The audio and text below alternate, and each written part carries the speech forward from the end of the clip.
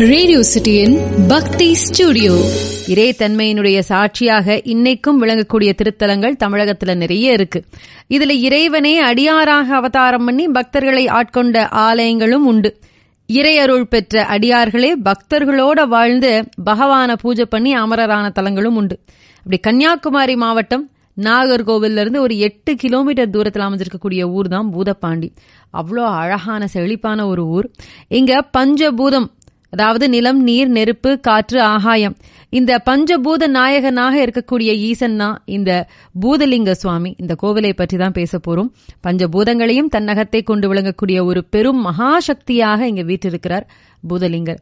இவரை வணங்கினால் பஞ்சபூத தலங்களையும் வணங்கின ஒரு பலன் கிட்டுங்கிற நம்பிக்கை இருக்கு. இந்த ஆலயத்தை பத்தி பேசும்போது மலையடிவாரத்துல அழகா அமைஞ்சிருக்கக்கூடிய ஆலயமானது கிழக்கு நோக்கினதுதான் கூட மேற்கு வாயில் தான் இதற்கு பிரதான வாயிலாக இருக்கு. இங்க பூதகணங்களே துவார பாலகர்களாக அமைஞ்சிருக்காங்க. மூலவரினுடைய முன்புறம் வடக்கு பக்கம் பூதநாதர்னு சொல்லப்படக்கூடிய முனிவரினுடைய திரு சன்னதி இருக்கு. இவருக்கு வேக வைக்காத பொருட்களை மட்டுமே படைக்கிறாங்க. இவரும் வேண்டக்கூடியதையெல்லாம் வழங்கக்கூடிய ஆற்றல் மிக்கவர்னு சொல்றாங்க. இங்க இறைவனே பூசாரியாக வந்து பிரசாதம் வழங்கினதுனால அப்படி பிரசாதம் வழங்கப்பெற்ற ஆண்டி செட்டியார்னு சொல்லப்படக்கூடிய பக்தருக்கு பெருமை சேர்க்கக்கூடிய வகையில செட்டி மண்டபம்னு ஒண்ணு இருக்கு. மூலவரினுடைய வலது பக்கமாக அன்னை சிவகாமியினுடைய திருசன்னதியும், வடது பக்கம் காசி விசாலாட்சி விஸ்வநாதரினுடைய சன்னதியும் இருக்கு. கல்ல சங்கிலியும் சுழலக்கூடிய வலை அமைப்பும் அம்பாள் விமானமும் சிற்ப வேலைப்பாடுகளுக்கு ரொம்ப ரொம்ப ஒரு எடுத்துக்காட்டாக இருக்கக்கூடியது. அது மட்டும் இல்லாம இந்த கோவில்ல மிக உயரமான தேரும் இருக்கு. ரொம்ப அதிக எடை கொண்ட ஒரு தேர் அப்படின்னு சொல்லுவாங்க. ஒவ்வொரு நாளும் காலையில 5:10க்கு திருப்பள்ளி எழுச்சி வழிபாட்டுல திருவாசக போற்றி, திருவகவல் இதெல்லாம் எல்லாரும் சேர்ந்து பாடுறாங்க. 41 நாள் இந்த திருப்பள்ளி எழுச்சி வழிபாட்டுல கலந்துகிட்டா ஆன்மீக பலம், தீமைகள் அகன்று வேண்டுவன கிடைக்கக்கூடிய ஒரு வரம் அத்தனை பேருக்கும் நடக்கும். இது ஒரு கண்கண்ட உண்மை அப்படின்னு பக்தர்கள் சொல்றாங்க. மத்த எந்த கோவிலையும் இல்லாதது போல இந்த கோவில்ல அமாவாசைக்கு கிரிவலம் நடக்குது. பஞ்சபூதங்களும் இங்க வந்து பூதலிங்கரை வழிபட்டதுனால நம்ம அந்த கோவிலுக்கு போய் வழிபாடு செய்யும் பொழுது நமக்கு மிகச்சிறந்த பலன்கள் எல்லாம் கிடைக்கும்ங்கிற ஒரு நம்பிக்கை உண்டு. கிட்டத்தட்ட 1000 ஆண்டுகளுக்கு முந்தைய கோவில்னு சொல்றாங்க. என்ன ஆச்சுனாக்கா, ஒரு 1000 வருடங்களுக்கு முன்னாடி மன்னர்கள் கைவசம் இந்த ஊர் இருக்கும் பொழுது ஒரு மன்னர் கைவசம் மாறிக்கிட்டே வரும் இல்லையா?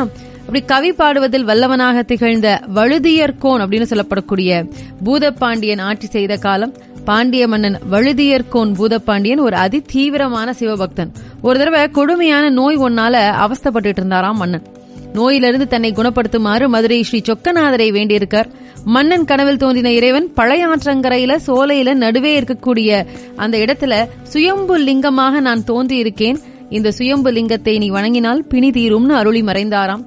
அந்த காலகட்டத்துல அந்த ஆற்றங்கரை பகுதியில தாடகை வனம் இருந்திருக்கு. அது தாடகை வனம்னு தான் சொல்லியிருக்கிறாங்க. பல்லாயிரக்கணக்கான கன்று, பசுக்கள், காளைகளுக்கு மேய்ச்சல் பகுதியாகவும் மக்களுக்கு பயன்படக்கூடிய விதத்திலும் தவம் பண்றவங்களுக்கு முக்தி தருவதாகவும் அந்த இடம் அமைஞ்சிருக்கு. பசுக்கள் மேய்ந்து வீடு திரும்பும் போது ஆடை நெய்தல்ங்கிற மேன்மையான தொழிலை பண்ணிட்டு வந்த பூர்வ புண்ணியசாலியான சாலியர் ஒருத்தருடைய பசு அன்னைக்கு பால் தராமல் போகவே அவர் மாடு மேய்க்கிறவர்கிட்ட இதை பற்றி கேட்கிறாரு. பசுக்கள் எல்லாம் மேய்ந்து வீடு திரும்பக்கூடிய நேரத்துல சாலியர் கேட்கிறாரு, ஏன் என் பசு மாத்திரம் பால் தரவே இல்ல அப்படின்ட்டு அந்த பசுமாடை மேய்க்கக்கூடிய அந்த மேய்ப்பான் கிட்ட கேட்கும்போது எனக்கு தெரியலையே அதுக்கு காரணம் அப்படின்னு அந்த பையன் சொல்லிடுறான். அடுத்த நாளும் இதே மாதிரி நடந்தது. இப்ப இது கண்டுபிடிக்கணும்ல, இதுக்கு என்ன காரணம் நம்ம தெரிஞ்சுக்கணும் அப்படிங்கறத யோசித்தார். அப்போ அந்த பசு மேய்ச்சலை விட்டுட்டு பழையாற்றங்கரையில அமைஞ்ச ஒரு திருமலைப்பாறை குகைக்குள்ள போய் மறுபடியும் திரும்ப வருது.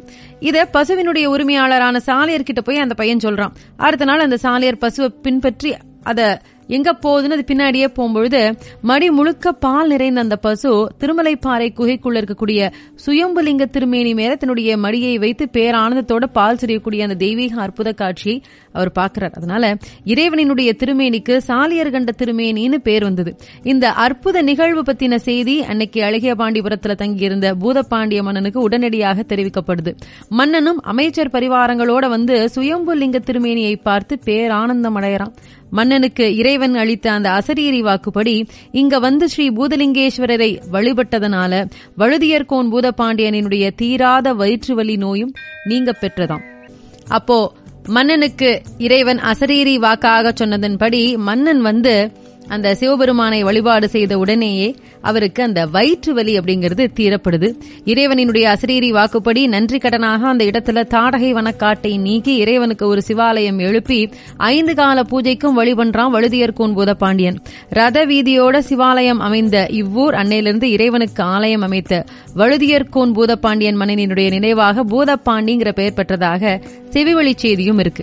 இந்த தாடகை வனப்பகுதியில ராமன் தாடகையை வதம் பண்ணின அந்த திரிச்சரம் 3 அம்புகள் கோர்ப்பு செய்யப்பட்ட இடமே இன்னைக்கு தரிசனங்கோப்பு அப்படின்னு மருவி வழங்கப்பட்டதாகவும் சொல்றாங்க.